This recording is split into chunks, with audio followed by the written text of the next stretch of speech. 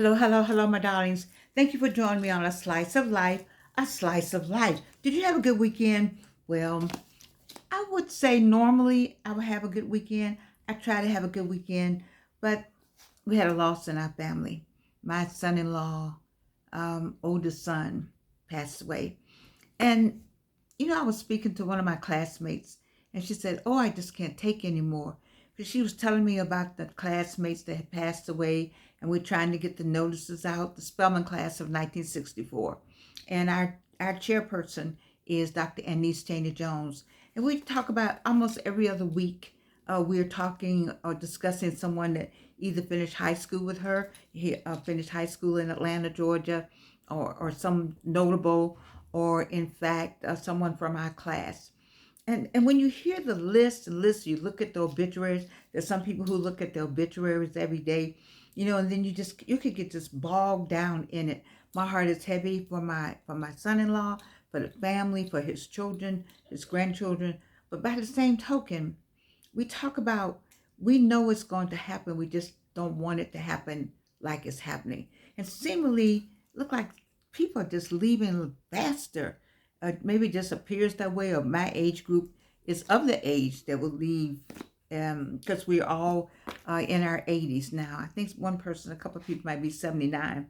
But 79 and 80, when I was growing up, people didn't live that long, or we didn't think they lived that long, or we didn't think about them after 50, because 50 was considered old. I mean, when I got to be 50, I thought I was still had something going on for me, but they would give me over the hill cards. We changed all that now. Baby, we super aging. We're getting older without getting old, which is why I do this show. I do this show as a motivation for the days that you have to hear of people leaving and transitioning. There's going to be a day when somebody's on here saying Georgianne is gone. It's going to be a day when somebody has to say that for you. We know that, but while we know that, we still have to live. Living is what this is all about. This is why I'm here. We still have to live. Living. My mother says day follows night, night follows day. If you bog yourself down in what had happened was, which is the past, or what you think gonna happen, which you don't know. If you bog yourself down in that instead of dealing with what is going on right now, what you need right now, what you're gonna do right now, what your plans are, what get your goals together, do get something going on with you right now, then you'll be bogged down in the news headlines, in the MSNBC stories, in the Jimmy Kimmel stories, in the Fox News stories, in the NBC stories, in the David Muir stories, in the Brian Nightline stories, and it'll make you crazy. If I were to I don't want you to get caught up in it, because we don't know. January 20th is not here yet. We did hear the president-elect say on his first day he's going to be a dictator. He said that. He may back that down. He may wind that down. He may not. He may say, "I didn't really mean it that way." I don't know. But you're smart enough to know who you elected and why you elected and what you expect. And so, having said that, we still have to live. When you hear that someone has transitioned, you think about the family, you send love and hugs, and then you still say, but I got to do something, and maybe in that person's name, or maybe reach out to the family members and do something in that person's name and keep their spirit going, but but but you just can't let yourself get caught up too much, because the next thing you know, it'll be your time. I remember I love my mother-in-law, Mrs. Evelyn Sanders, Evelyn Palmer Sanders, and she was working on the transition of her sister, and Doris Shields. I love Doris Shields. Oh, she loved me, and I loved her.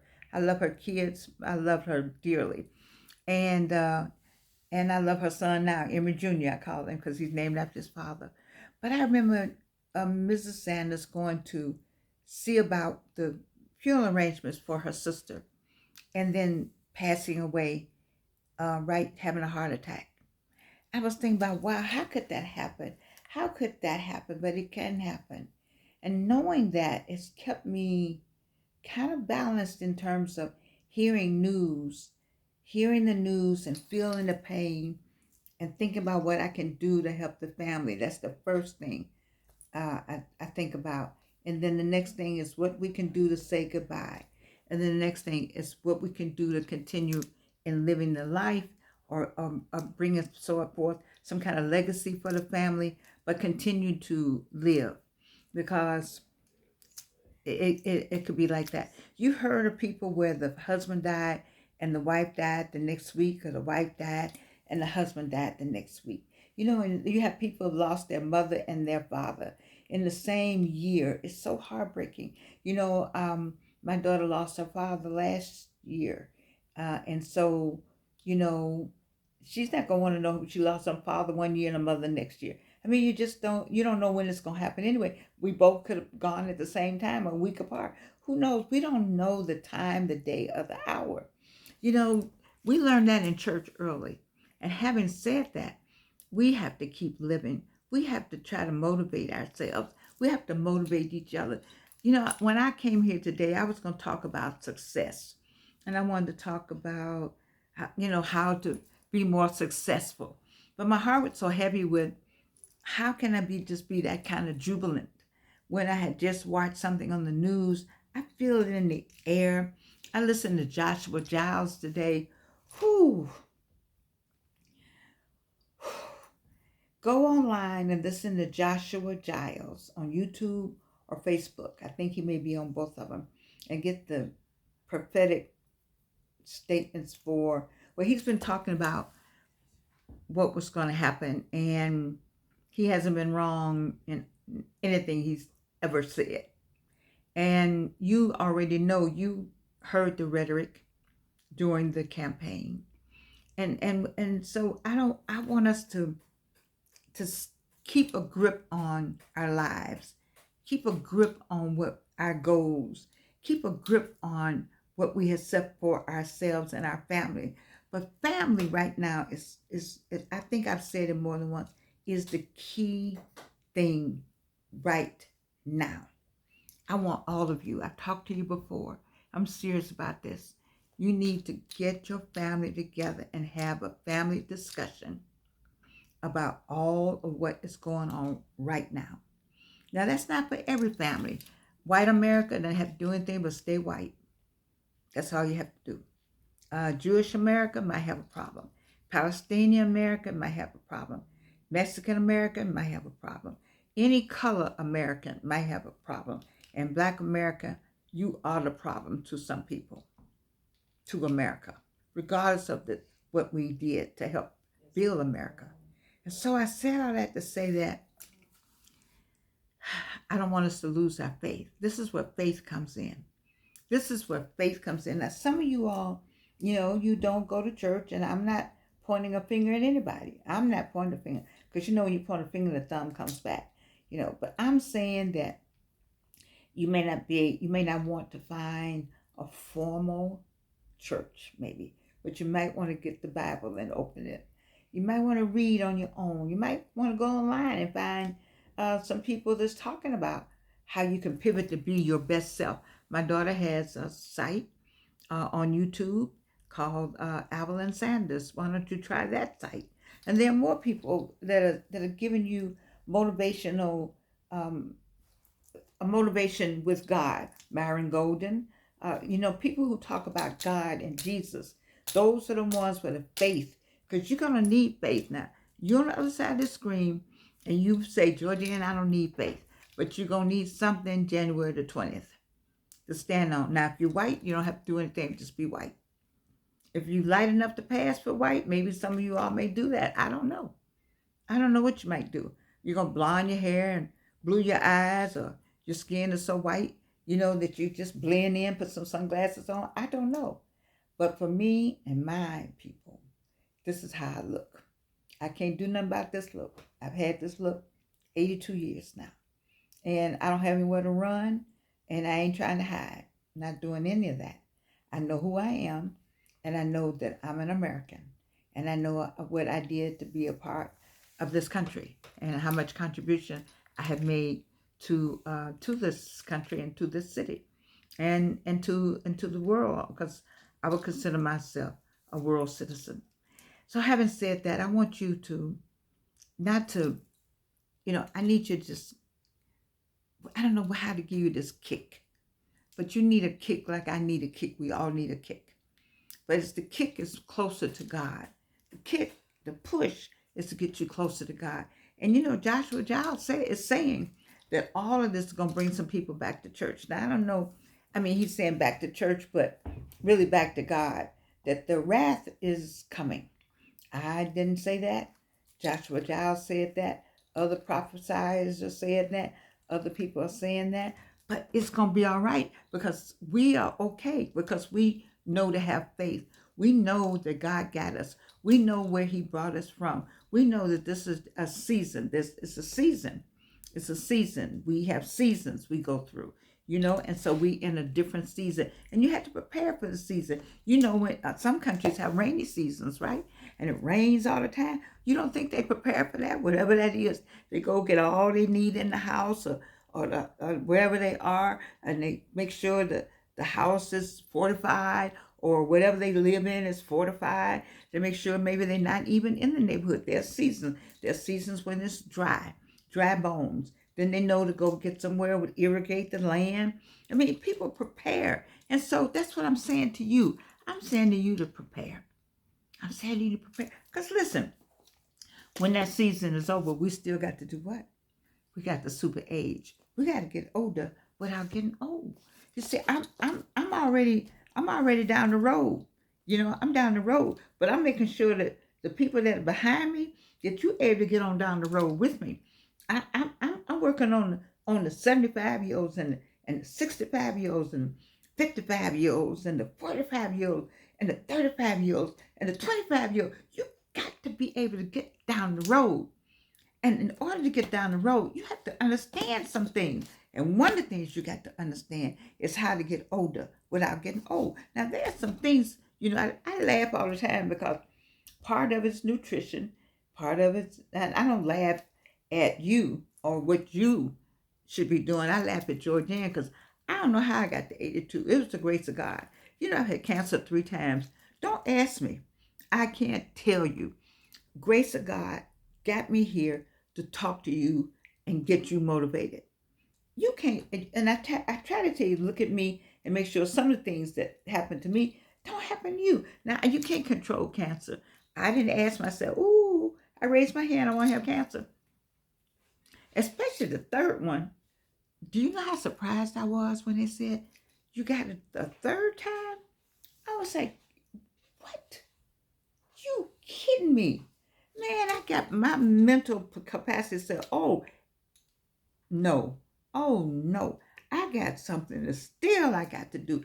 I had just done my one-woman show, and I was celebrating 2 cancers, and I was on my way to get on the road where COVID made sure what COVID said. You ain't going nowhere. I love you, but you're not going anywhere. You got your nice show. You can sing. I like your music. Good. But you're not going anywhere. And so is a whole lot of other people not going anywhere. But I didn't know to get on here. And man, I feel, I always have to say something.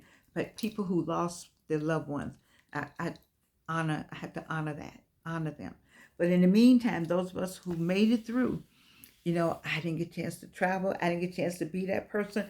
I wanted to go out and sing. I got the keyboard right here. Jeremy Johnson or if I can get, I don't know. I went blank. But anyway, I got people that can come and play. But I didn't get out on the road.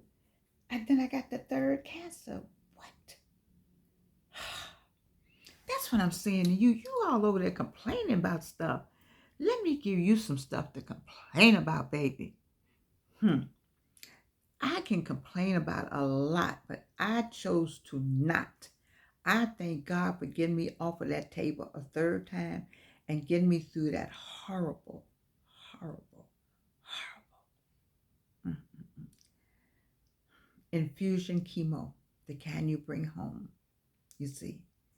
I thank God for all that. Do you think I like my face breaking down like it's breaking down? No, I do not. Do you like the fact that I don't have the teeth yet? No, I do not. But what I do like is that you are on the other side of the screen and I can speak to you and let you know that when you have all of this that would normally be negative, we're going to turn this thing into something positive, and that is to motivate you to know that you can do more, be more, have more, be all that you can be in the midst of trouble, in the midst of a cloud. Because right now, there's a cloud floating. We had clear, sunny skies. But all of that went away on November the 5th. Now, for some people, there ain't a cloud in the sky. For some people on the other side of the screen, there is no cloud in the sky.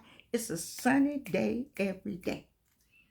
And for others, there's a cloud in the sky for January 20th. But January 20th is not here yet. And right now, the cloud can be moved away just for the thought. And sunny skies can be right there for you. It can be. Because what I tell you all the time, what goes on here takes care of everything else.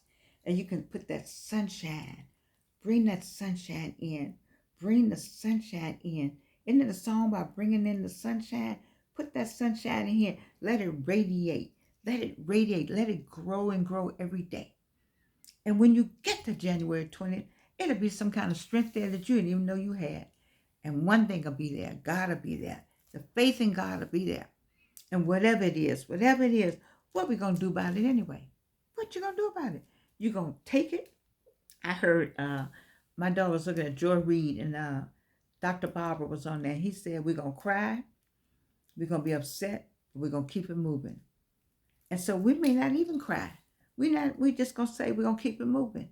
We'll keep it moving as long as we can keep it moving in our right mind, knowing that God is in all of it. Let me tell you something, people. I'm looking at a sunshiny day. The only reason why we had some sadness is because we had a transition in our family. But other than that, it's sunny every day over here. It's sunny every day right here. It's sunny every day right here. Where is it sunny with you? Don't forget why we have this show. We're super aging, baby. We're getting older, but we're not getting old. I love you. And you can't do anything about it.